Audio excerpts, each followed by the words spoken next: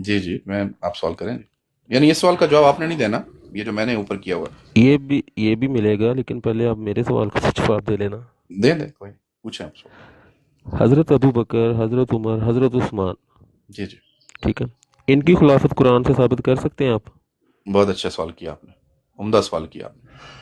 تو آپ نے اس کو فالو کوشچن یعنی کرنا کہ ہے یا میں ایک ہی دفعہ جواب دوں؟ میرا پورا سوال پورا سن لیجیے، کرنا اس کے ہے، بعد ہاں میں پورا میوٹ کرنا ہو ہے۔ جاؤں گا، ٹھیک ہے؟ جی جی، پورا کرنا ہے، پورا قرآن میں کوئی ایسی آیت یا نبی پاک کی کوئی ایسی حدیث ہو کہ جس میں نبی پاک صلی اللہ علیہ وسلم نے فرمایا ہو، اللہ پاک نے نبی پاک کو فرمایا ہو کرنا۔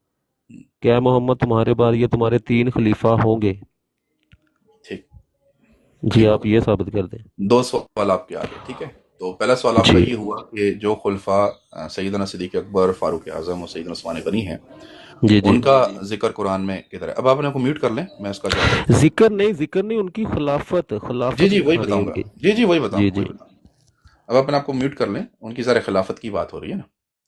تو عرض یہ ہے کہ سیدنا صدیق اکبر علیہ السلام ہوں، سیدنا فاروق اعظم ہوں، یا سیدنا عثمان غنی ہوں، یا سیدنا علی ہوں، ہمارے چوتھے خلیفہ تو وہ ہیں، ان کی خلافت کا اعلان، ٹھیک ہے، نام کے تعین سے قرآن میں بالکل بھی نہیں ہے، اور ہونا بھی نہیں چاہیے، تقاضا بھی نہیں کرنا بنتا۔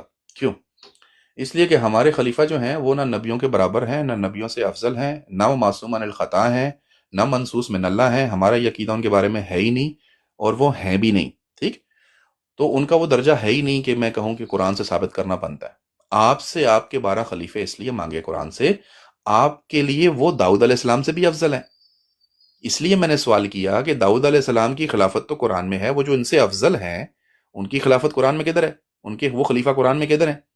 اگر ہم سیدنا صدیق اکبر علیہ السلام کو داؤد علیہ السلام کے برابر بھی جانیں، ہمارے لیے کفر ہے۔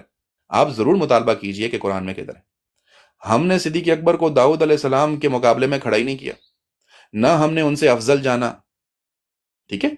آپ نے کیا، آپ پہ واجب ہے کہ آپ دکھاؤ۔ ہمارے خلفائے کرام اس درجے کے ہیں ہی نہیں، نہ اس سے اوپر ہیں، نبی کے برابر کوئی نہیں، نبی سے افضل کوئی نہیں، ٹھیک ہے جی، پہلی بات ہو گئی۔ دوسری بات یہ کہ وہ جو خلافت ان کو ملی، کیا اس خلافت کا قرآن میں ذکر ہے؟ یعنی اللہ نے جو خلافت دی ان کو، تو بالکل قرآن میں اس خلافت کا ذکر ہے، اور وہ ہے سورہ النور آیت نمبر 55، ٹھیک ہے۔ اس میں اللہ تبارک و تعالیٰ نے وعدہ کیا ہے ان جماعت مہاجرین و انصار کے ساتھ کہ جو تم میں سے ایمان لے آئے، ان کے ساتھ اللہ کا وعدہ ہے کہ اللہ تمہیں زمین میں خلافت دے گا۔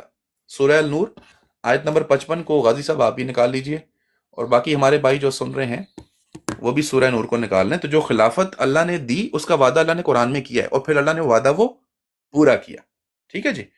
تو اس خلافت کا ذکر قرآن میں ہے، لیکن خلیفہ کون کون ہوگا بالکل نہیں ہے، ہم مانتے بھی نہیں ہیں اس طرح سے، ٹھیک ہے جی۔ ہم ان کو منصوص من اللہ مانتے ہی نہیں ہیں، ہم ان کو معصوم عن الخطا، نبیوں سے افضل مانتے ہی نہیں ہیں کہ زمین پہ اللہ کا نور ہے، وہ حجت ہیں، ان پہ وحی آتی ہے، نبیوں سے افضل ہے، یہ ہم بالکل نہیں مانتے غازی صاحب۔ جی جی، جی غازی صاحب۔ جی بھائی، یہ بات نہیں میں کر رہا ہوں، آپ نے یہ تھم نے لگایا ہے نا کہ شیعہ کے 12 خلیفہ قرآن میں کدھر ہیں؟ جی جی، تو اس کی وجہ بھی میں بتائی ہے اسی نا۔ لیے ہاں جی، تو میں اسی لحاظ سے پوچھ رہا ہوں نا کہ ان تینوں خلفاء کی وہ کیا میں نے بولتے ہیں بتایا نا خلافت حضرت کہ کدھر وہ، ہے؟ جی حضرت میں نے آپ کو دیکھیے، ایگزیکٹلی یہی جواب ایک دیا ہے منٹ، کہ وہ جی نہ جی، نبیوں کے برابر ہیں، نہ وہ کوئی سپر خلافتیں ہیں، کوئی سپر مین نہیں ہیں، وہ نبیوں سے افضل بھی نہیں ہیں، ٹھیک ہے۔ تو اس لیے ہمیں ضرورت ہی نہیں ہے، ہم اچھا کیوں میرا دکھائیں دوسرا قرآن سوال سے آپ سے جب یہ ہم نے ہے ان کہ کو نبی منصوص من پاک اللہ صلی نہیں اللہ مانا۔